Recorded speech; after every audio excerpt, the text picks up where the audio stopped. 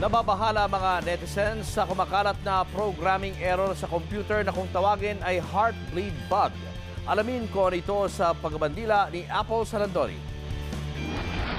Gaya na maraming netizens ngayon, gamit ni Janine ang kanyang computer at internet para sa halos lahat ng gawain niya araw-araw.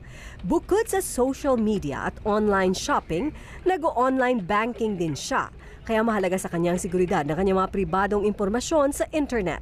Pwede nilang makita yung amount ng money sa bangko. Yun yung nakakatakot. Kaya't nag-aalala siya ngayon sa pagkalat ng heartbleed bug. Ang heartbleed bug ay isang programming error o depekto sa OpenSSL na maraming websites. Ang OpenSSL ay isang internet protocol na ang trabaho ay tiyaking pribado ang mga password na itinatype natin sa computer at ipinapadala sa internet.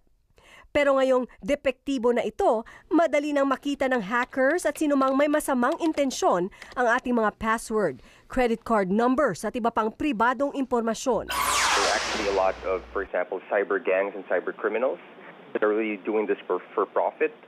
Credit card information, personal information, so on and so forth that actually sold online in bulk. Ayon pa sa IT expert, may mga major websites na naremedyohan na ang heartbleed bug. Pero dapat na alamin pa rin sa Philippo.com kung talagang hindi na apektado ng heartbleed bug ang mga website na ito. Kaya payo ng mga eksperto, huwag buksan ang email kapag hindi kilala ang nagpapadala at kung hindi sigurado sa website, huwag basta-basta magbigay ng personal na impormasyon online gaya ng address at telephone number. Magpalit na rin ang password sa email at social media accounts.